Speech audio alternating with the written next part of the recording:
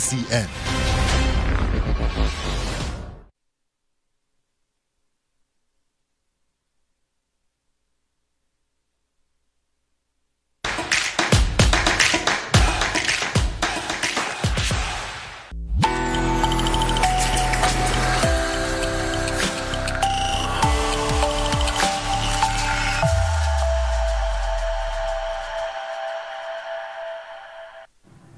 Hello and welcome to the Dr. Randy Prasad Show. I'm Dr. Randy Prasad. It is budget season, and for the past, about 2 weeks, we have witnessed intense debates in the National Assembly. The quality of the debates is another matter. At budget time, we are lucky to have with us today financial analyst Joel Bagwandin. Welcome, Mr. Bagwandin. Thank you for having me again. Yes, of course. You have been watching, as we all have, the debates in Parliament. I have myself attended a lot of the sessions, and I can't help but notice last week and this week as well through the estimates that a persistent argument from the opposition, from the APNO AFC, their thematic is that, when we were in government in 2015 to 2020, there were no revenues and oil wasn't around, and that the current budget is really an oil budget, and the PPP has it real easy.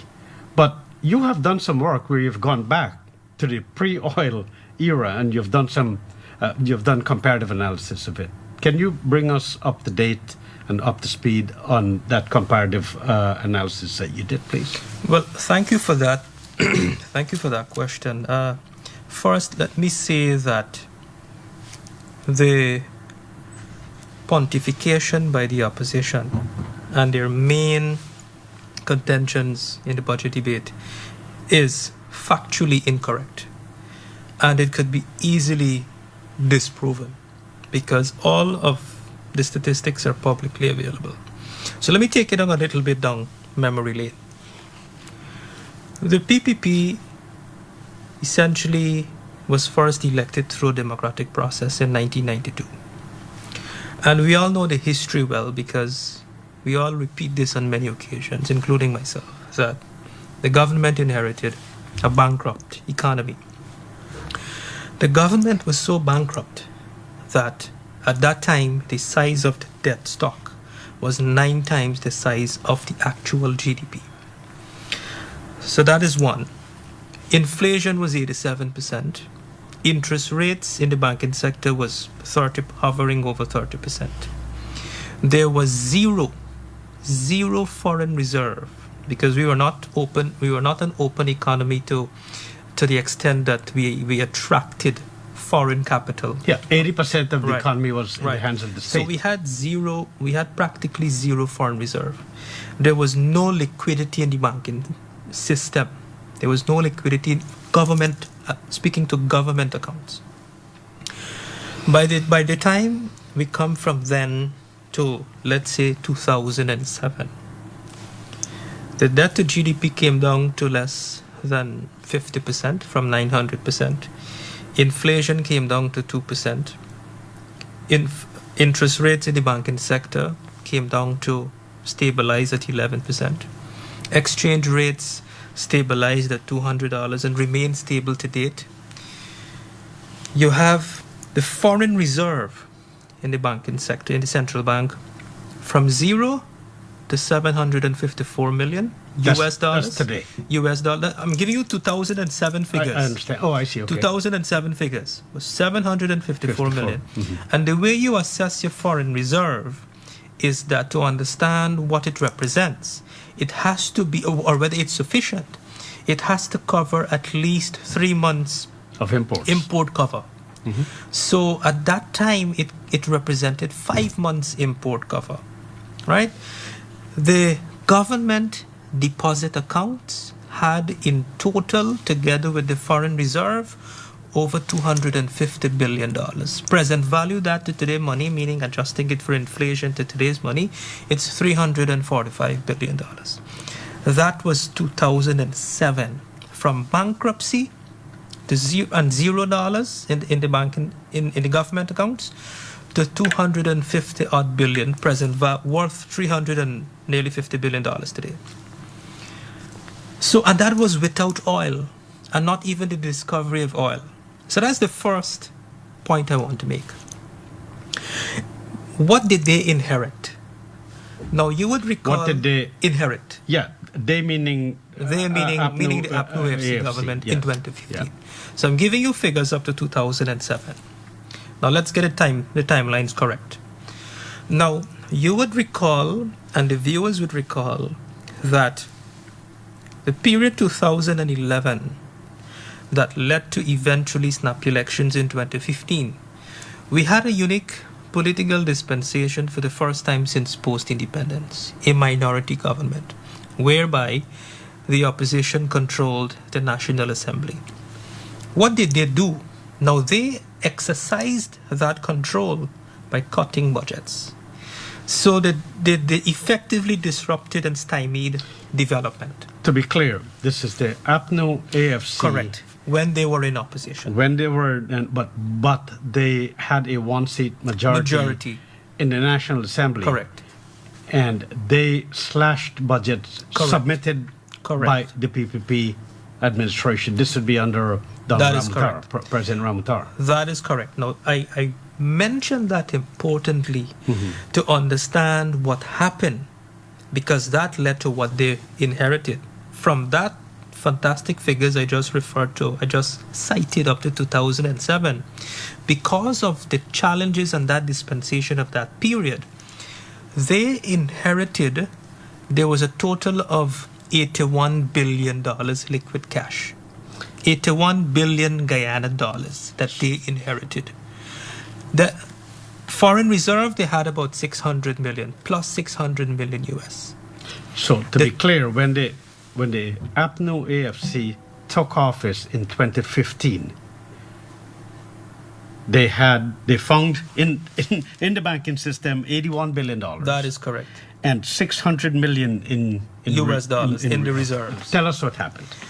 Now, to do a fair comparison, those are the public financial information. Now, to do the comparison in terms of performance, at that time, we didn't have oil. And to be fair to the PPP administration as well, in light of what I just said about that period, 2011 to 2015, it is only fair to compare the PPP's non-oil performance for a period that precede that era. I get you. And then to compare to the PPP now again, 2020 to 2023. And what is the result? I looked at the cumulative non-oil GDP growth of the APNU AFC for the corresponding period, equal amount of years, 2016, 2019, which I would refer to as the best years that they had. Their GDP growth cumulative was 12% for that period. 2020 to 2023, the non-oil growth for that entire period cumulatively, not overall, was 30%. The non-oil growth for the corresponding period, excluding that 2011-2014 period, say 2007 to 2010, was 29%.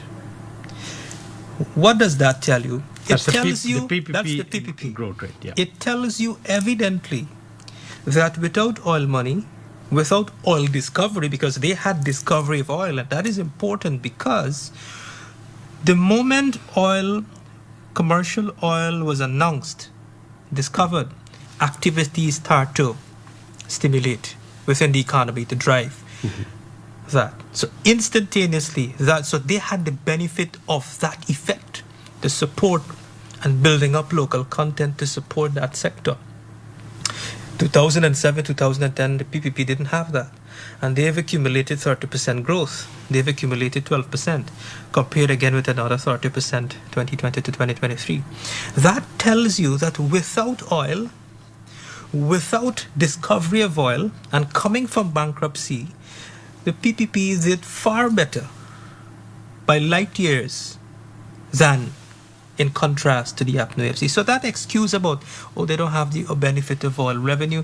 In fact, they spent over $1.6 trillion in their period. And when they demitted office, what did it look like? Oh, wow.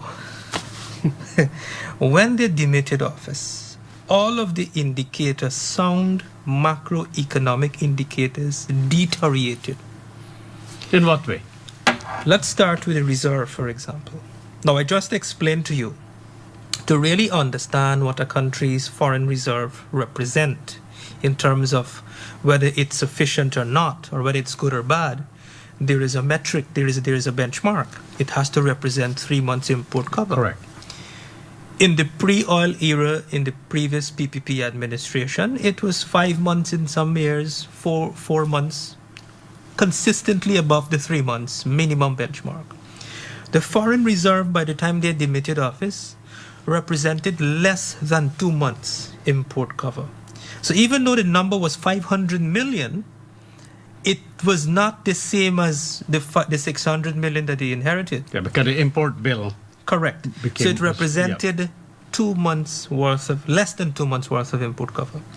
The deposit accounts that they inherited in 2015, that was $81 billion, had a deficit when they left office of close to 100 billion, which went up eventually to 148 billion when this administration rectified. Now, let me pause to explain something here, because as you reference the debate, the spokesperson on finance, the APNO shadow finance minister, as they call themselves, contended that the overdraft when they left office was not the amount that the current finance minister cleared in May of 2021, which was $148 billion. Deficit, not liquid cash, deficit. And overspending, negative. you mean? Yeah. So what happened there? Now, there's some important things to note. An overdraft, like any business checking account or personal checking account, you write checks on them. Now, the banks might approve an overdraft limit that you could withdraw beyond the amount of money that you have. So if you pay somebody with a check and your reporting period, you say they demitted office in August. Now, in a fiscal year is January to December, so your reporting period is January to December. Now, at the end of your reporting period, checks that you wrote in November could come in to clear in January. So obviously, at the end of December, the balance would not be a true reflection of the number of checks you have written.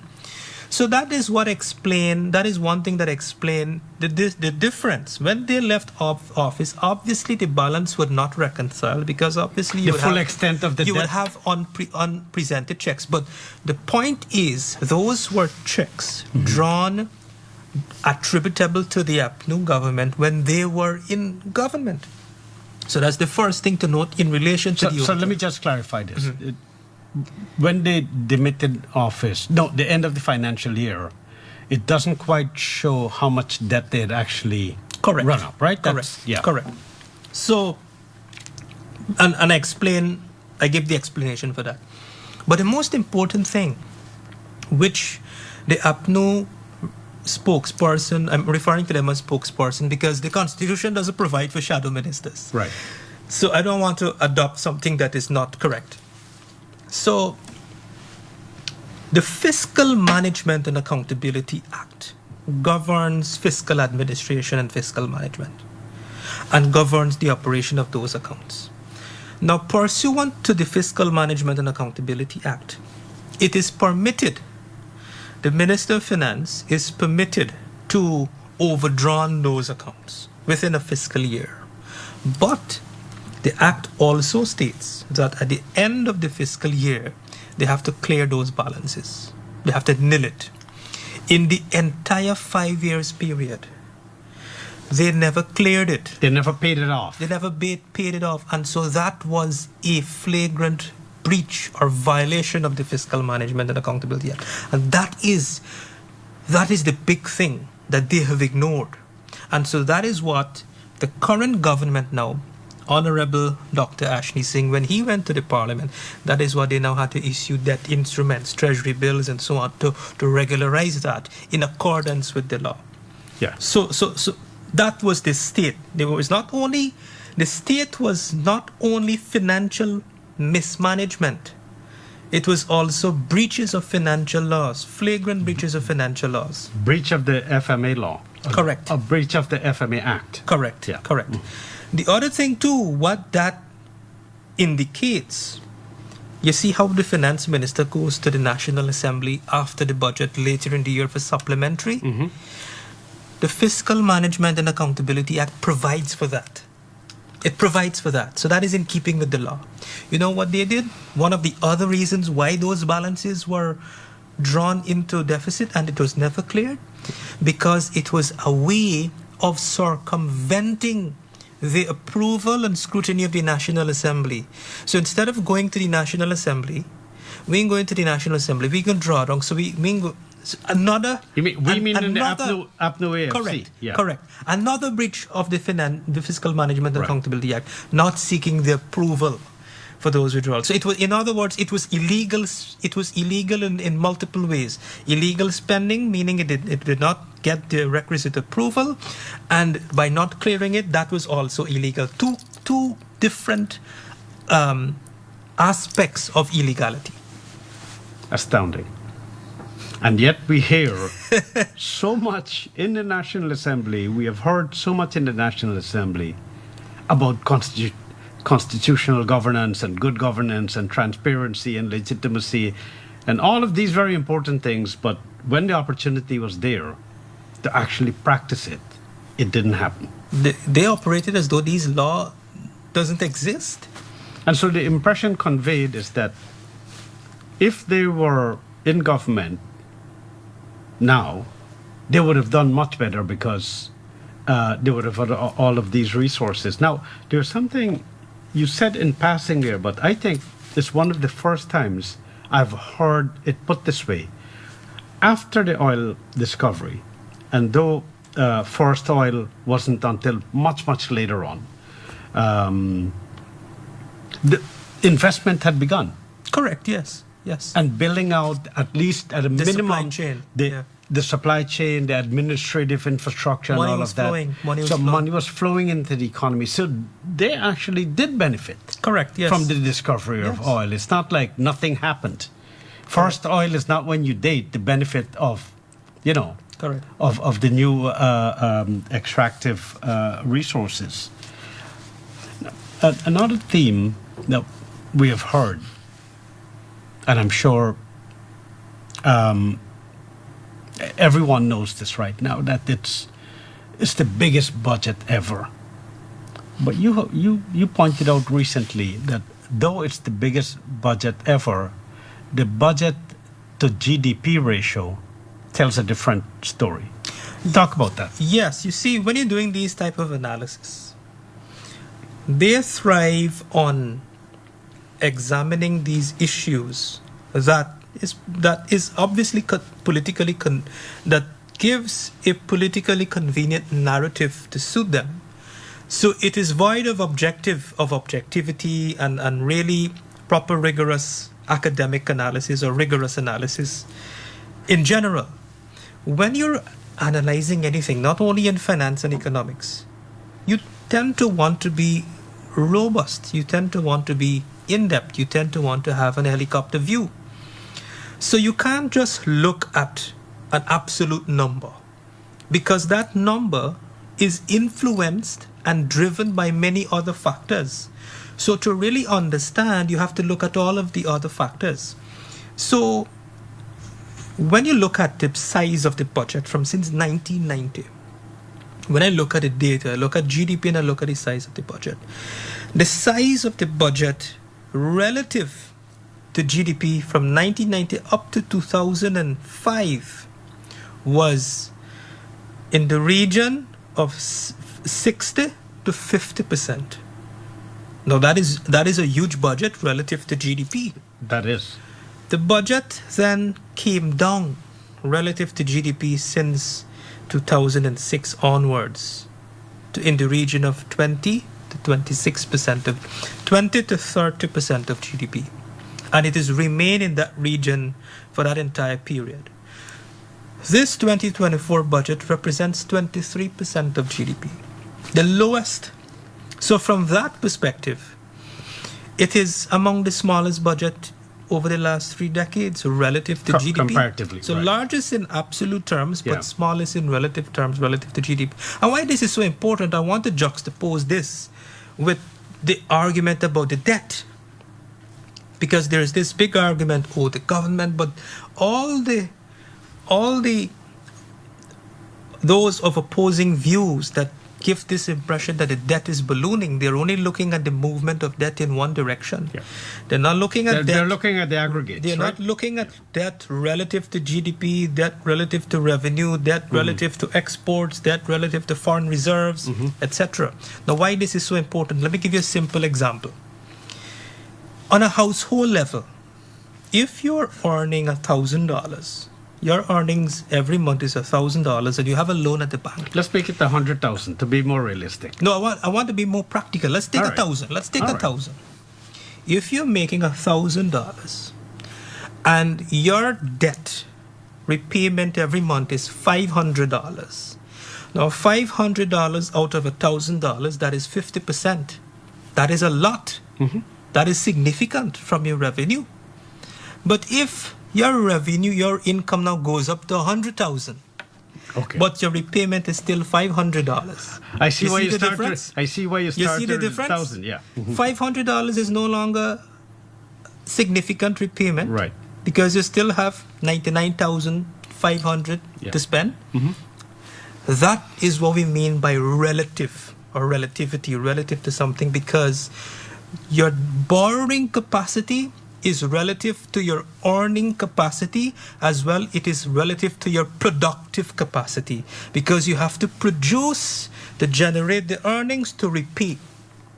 And that is the framework in which you have to analyze debt. So when you now apply that to the macroeconomic numbers, the debt numbers, the debt to GDP is 30%. Despite the borrowings, it is 30%. The external debt to GDP or foreign borrowing is less than 15% of GDP. The debt repayment to revenue, the one that I just explained, is 8%. If we take out non-oil, for the sake of argument, take out the oil revenues, it's 11%. Now, those are sound, very, very good indicators. Those are low-risk indicators, because in the 90s, that repayment was over 150%. That's correct. And that is how you have to analyze the debt framework. The US, the debt to GDP is 100%. that's correct. And Japan is like 250%. Right. So, and Italy and so on. Most of the Western countries are actually structurally in very serious economic Correct. situation. You know, one of the reasons why in Parliament the APNO and AFC consistently are hollering, it's the biggest budget, You know, part of the reason for it is that what comes behind that is that I think MP Fernandez was saying, do you know what $8.5 million could do for a family? You know, what the implication is. At least I draw from that is, with the biggest budget, why can't we take $8 or $9 million and give each family, right? It's an old Glendale argument. Yeah. Right? Or Professor Clive Thomas and David Hines and so on. What are we waiting for? Take the money and do direct cash payment. Of course, when we do cash payment, it's called a handout. But their cash payment has to be in the millions and multiple millions.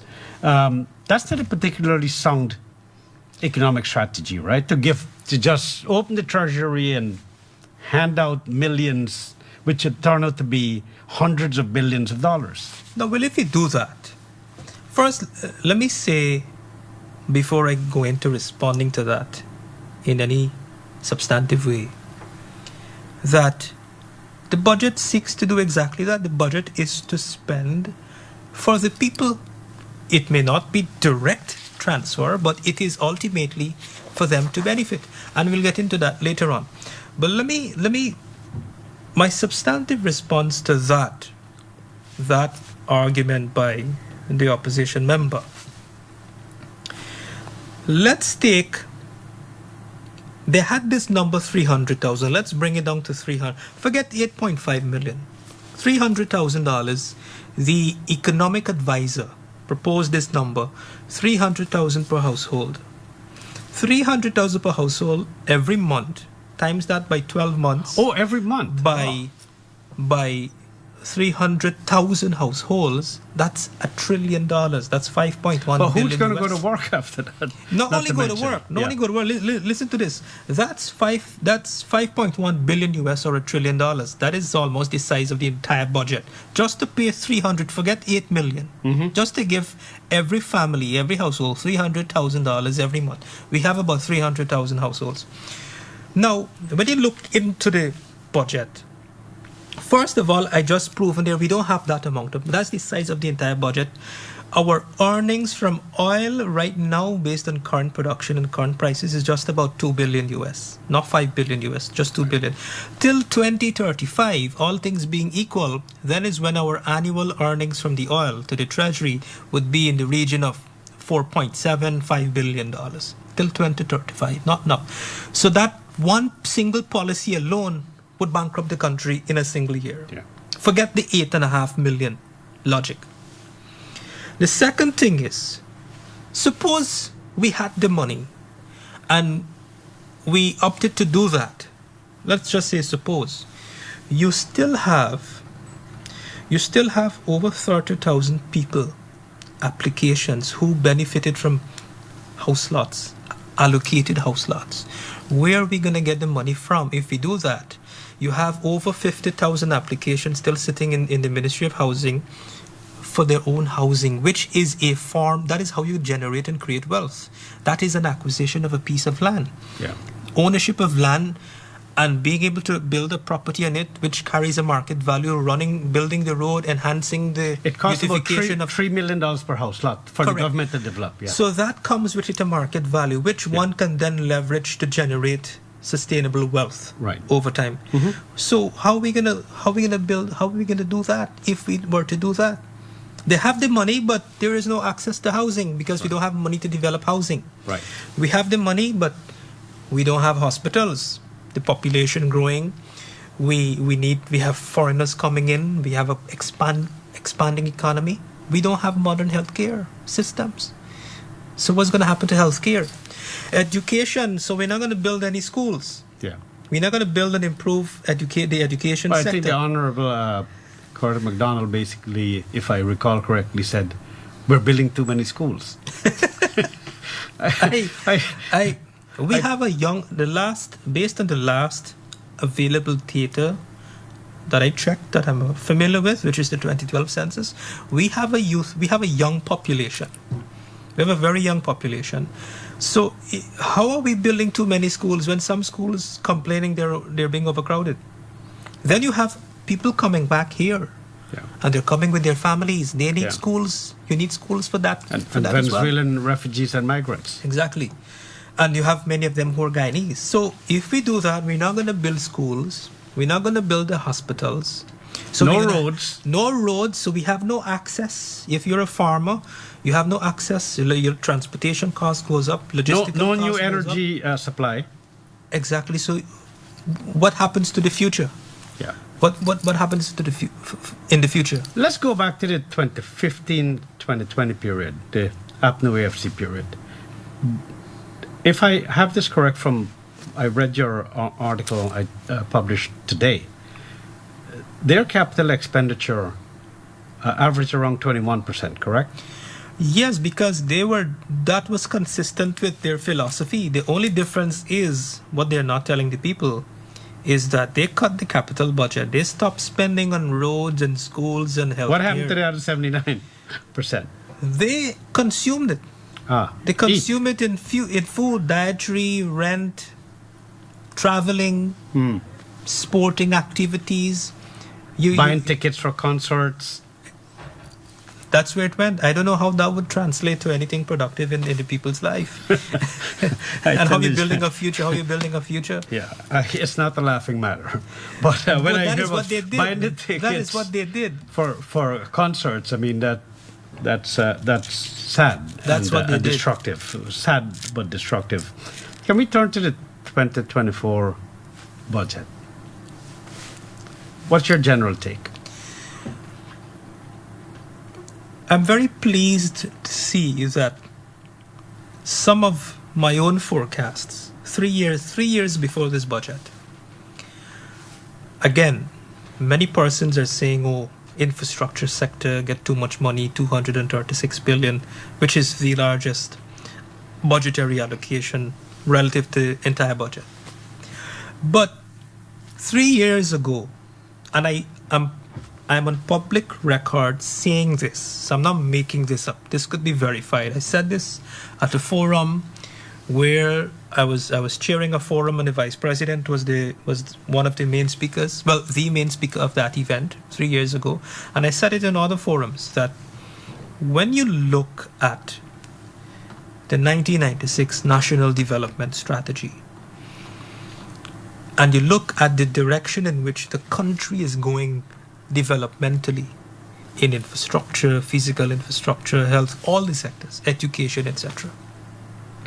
Because of development being stymied and many other constraints, which is beyond the scope of today's discussion to get into, the development needs of the country relative to the money that we are earning from oil resources is inadequate. And I came up with a number based on my own forecast using historical data. The infrastructure needs alone, when we talk about roads, when you talk about ports, port infrastructure, sea defense, climate adaptation, dredging, climate resilience infrastructure, when you talk about everything within that sphere only, when you talk about road connecting Latam and Brazil, etc., connecting Brazil and Guyana rather, I said that we need to spend at least $1 billion a year for the next 15 years to achieve maybe about 70% of that. 3 years ago. So now, when you ask me that question, my overall view, I am pleased to see that my analysis was pretty much accurate, because the budget for the infrastructure sector, albeit adding on inflation to that, is in that region just over $1 billion, 236 billion. So I'm pleased to see that we're spending the amount of money that I know is necessary to accomplish where we're taking this country, at least over the next 15 years. And I say that also, I should make another important point. I see the opposition, I don't know how they came up with this, that 40% of the infrastructure we're losing, they come up with some $100 billion figure. Now, and this was a figure promoted by a certain former Auditor General, which was already debunked and disproven because they couldn't prove it. Mm-hmm. They had an opportunity in government. They spend millions of dollars to those very persons, paying those very persons who came up with those numbers out of the sky, couldn't prove it. And now they continue to hold on to this to say, oh, we're losing so much money. But if you really want to know, if you're getting value for money, if this money is well spent, that metric that I just did, what I just demonstrated 3 years ago without knowing what 2024 budget would have been, and I determined that we need to spend $1 billion. This is how much money we need to spend, and we're spending 236 billion this year. That is one way in which you determine whether we are getting value for money, whether we're spending enough, and whether we're getting the results. Now, to talk about the results, we might have to do a separate program to get into that. Yeah. Sometimes I find it hard to believe that, on the one hand, there are legitimate criticisms, or grievances, I should say, not criticism, like how long it takes to get from West Demerara to say if you're working in Georgetown in the morning. We know what happens at the Demerara Bridge. Or if you get across the Mackenzie-Wismar Bridge, that one lane thing they have there, right? Incredibly difficult for people at a personal level. The waiting time that you have, the lost hours, and the suffering that is involved sitting in traffic, burning up gas. And when you say, give me a bridge, make it easier for me. And when you start doing that, APNU AFC turns around and says, well, too much money in the capital budget. But I like that. I don't understand it. Well, I like that you use that example because that is one of my favorite examples. Okay. And it is more so my favorite example because I could relate. Uh-huh. I originate from the west bank of Demerara. Only recently I got married and now I'm living on the east coast. But I know what it is, what it was like commuting from the west bank to Georgetown 17 years ago versus today. 17 years ago, you could have leave your home. You could wake up at 6 o'clock or 6:30, leave your home by 7:30 or let's say 7:15 to get to work on time for 8 o'clock. Now, you got to leave home by at least 5:30, which means you got to wake up by 4 o'clock to leave home 5:30 to get to work on time. Now let's work that. Now let's translate that on a personal level, on an individual level, on a household level. This bridge, by the way, was already identified as a major development to be implemented by 2010 in the 1996 development strategy. So let's look at it from the perspective that we should have had this bridge since 2010 already, which means my life or all those 100,000 people on the West Demerara, West Coast, West Bank, who depend on that bridge, they have been deprived. It is correct to say that they've been deprived the benefit of this bridge for at least 10 years. For at least 10 years. Minimum. Yeah. Now, if you take 2 hours in the morning, forget about you gotta wake up early, just 2 hours in commuting traffic, 2 hours in the afternoon, that's 4 hours a day, times that by maybe 260 days a year, times that by 10 years, and if you work it backwards, you would get the equivalent of exactly 1 year. 1 year. Loss of life. Loss of life equivalent to 1 year. Loss of income equivalent to 1 year. Setback in your life by 1 year. Loss of revenue. Loss of the opportunity to do other productive things. Now multiply that by 100,000 people. Imagine on a macro level, the country earning zero revenue for an entire year. You have no money to pay public servants for an entire year. You have no money to pay for anything, healthcare, education, anything. That is what it means. That is what it effectively translates to. And this is how important it is. But they don't have the ability to understand this. And you know, Joel, it's more than the amount of time lost sitting in traffic, polluting the atmosphere and all of it's more than that. I only give one aspect That's of the one analysis. aspect of it. Go there in the morning and see what happens from Vreeden Hope to Stabroek with the little boats. Correct, yeah. Bringing people. I don't think that's really what they want to do. To travel like that, they'd probably much rather travel in a modern facility. By the time you leave work, you don't bathe fresh. By the time you reach to work, you're sweaty. You gotta go back and bathe at work. Right.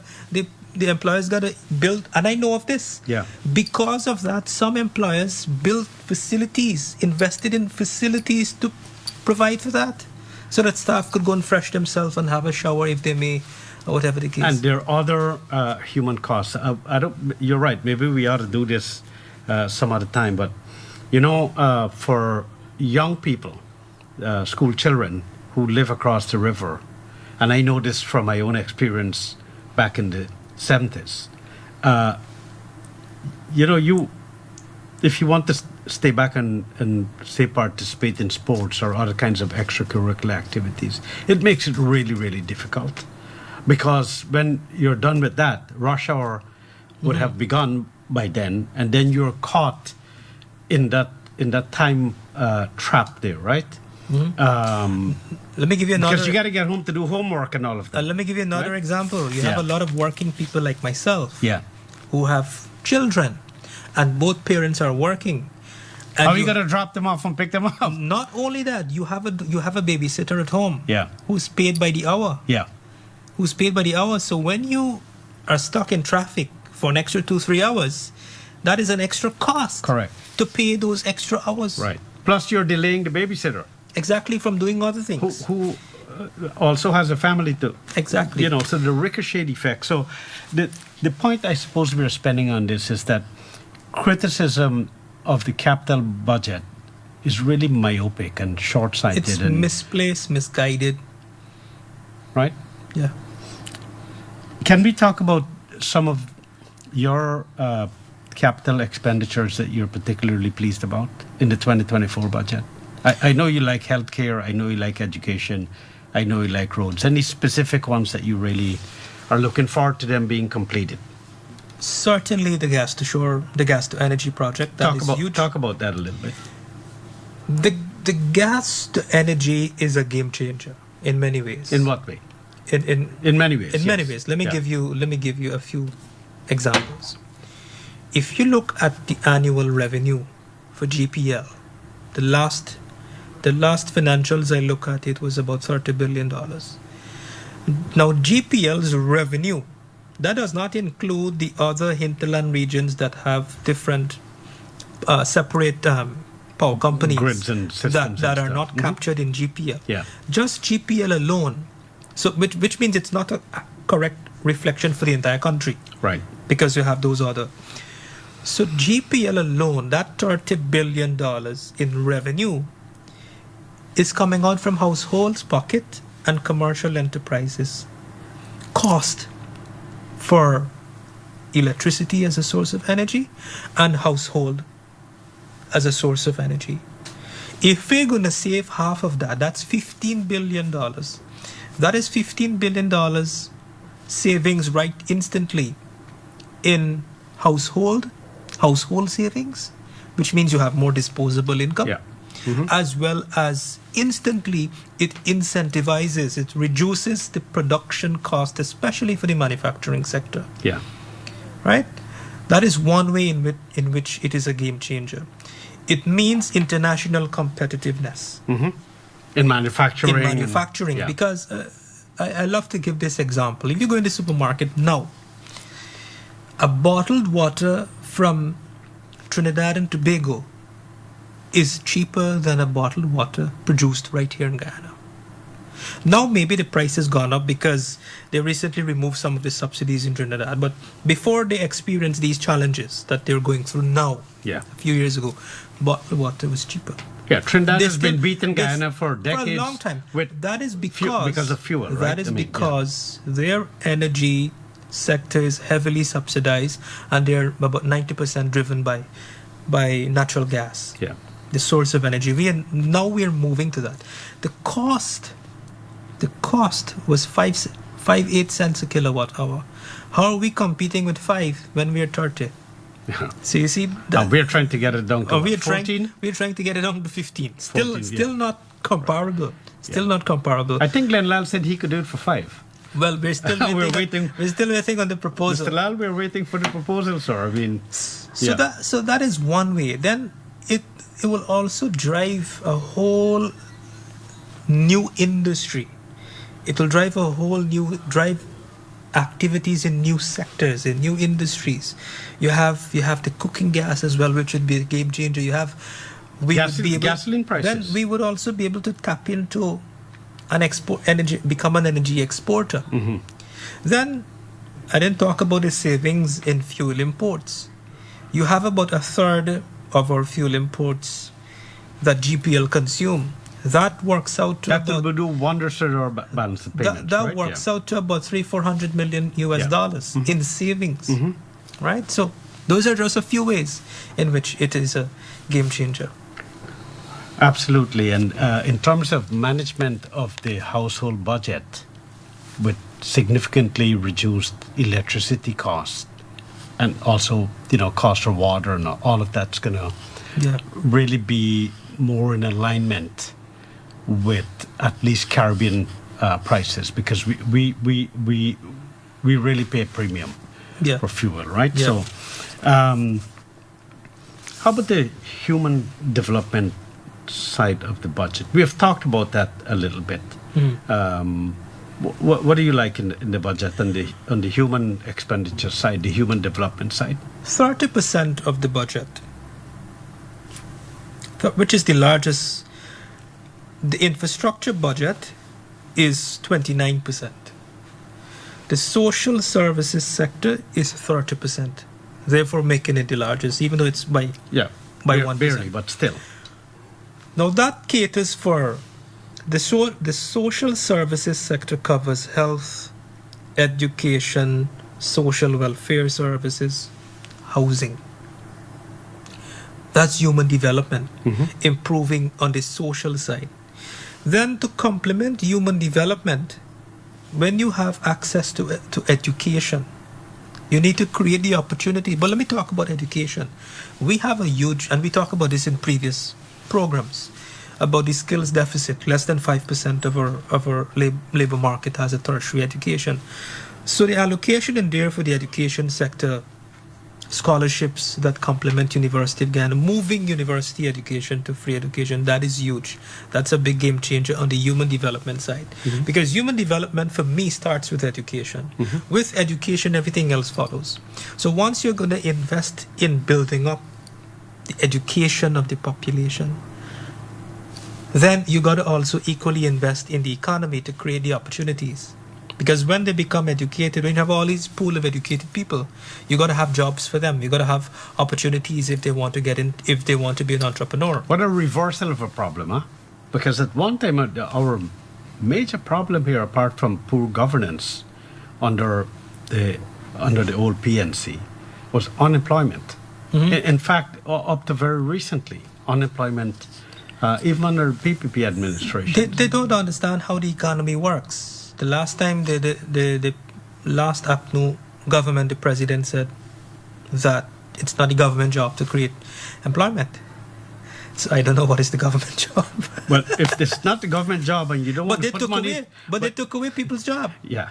It's not their job to create, but it's not your job to take away people's the job. CSOs and so on. Yeah. Right. So, but if you don't want the state to really be the employer, you have to have macroeconomic policies that facilitate investment rather than chasing investment away, such as happened in the bauxite industry in the 2015-2020 period. Right. President Ali has spoken about that quite eloquently. Correct. Right. So, but on the human capital, on the human development side, we also ought to include services expenditure to improve services in policing and security. Right? In our domestic security. I mean, absolutely, more vehicles are motorcycles, training. That's also contributing to real human development. It's our safety. Correct. That's at stake. Yes. I'm glad you mentioned that, because even my wife was asking me this. The opposition, of course, and the certain newspaper, I don't want to call it name, criticize the headquarters that is going to be built for the police headquarters. Yeah. No, even my wife asked me, Joel, is this really needed? Could we not do as the opposition suggesting, rehabilitate the existing?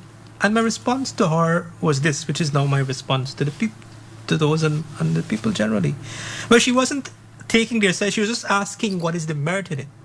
And so I explained that we got to invest for the future. If we can't think we need a headquarter of this magnitude now, what you have to ask is what will be in it. And what you have to build in it and prepare for is to have modern capabilities in terms of intelligence gathering, modern equipment, to be able to have camera all over the place, to be able to have modern technology that could track criminal elements, to gather intelligence before a criminal act right. is being committed. carried out. Right. right? And then not only that, as the economy gets more sophisticated, so too will the criminals. Yeah. So you will have more sophisticated criminals. So if we don't invest now in the security sector to cater for the future, then we're in trouble. Yeah, narcotics control and you Yeah. know, interdiction and all of that, our border security. I mean, these are also some of it definitely fall, you know, Correct. under the category of capital Security- expenditure. But security is not only the stock market. that's right. That's right. Gold bond snatcher. It's far more That's right. complicated that's right. than that. It is a lot more. So, oil production will increase, and we're going to go to what, approximately 600,000 barrels In a couple of weeks. in a couple of weeks. Yeah. What kind of change do you think? What kind of impact will that have in the current year? Well, the impact is twofold. On one hand, you have more revenues going to the treasury, and on the other hand, you have the local content Yeah. spend. Now, we have a very effective local content framework, local content law. In 2015, up to let me say the APNU AFC government, they were not interested in a local content legislation. Local content spend was less than 1% of cost oil. Now, local content spend is going up to about 5%, 10%. In terms of actual value, it has moved from 400 million, 700 million, it is $1 billion. And as production ramps up, that annual spend on local content would be upwards of $1 billion. That's over $200 billion a year. Now, what is that? Local businesses integrating themselves in the value chain. They're employing more persons, more Guyanese people, more opportunities. I think it's over 4,000 or 6,000 Guyanese employed in the sector. We can expect that to grow. We can expect more local companies getting involved, Especially in that. small businesses. Yes. So the impact is going to be huge. The impact will be significant. Significant. Okay. Well, we have just a few minutes left. I know you're excited about the budget. Are there any closing remarks that you have? Well, let me congratulate the government for this budget. It is a very well thought out budget, and importantly is that it is crafted within a sustainable framework. It keeps all of the macroeconomic indicators sound and stable. All are in the low risk Yeah. category. Inflation. Inflation remains Debt. low. Debt is low, 30%. Debt service is low. The foreign reserve is growing, so that indicating stronger. The exchange rate remains stable. I see people talking about natural resource curves in all kinds of loose fashion, but they don't even understand what is the natural resource curve. And the capital consumption ratio is It's well balanced. well balanced, yeah. And that is important. So that is, I commend and congratulate the government for that. Well, it's been a pleasure talking to you today about this budget, and I learned a lot from it, and I'm sure you did too. Thank you for tuning in, and see you next week.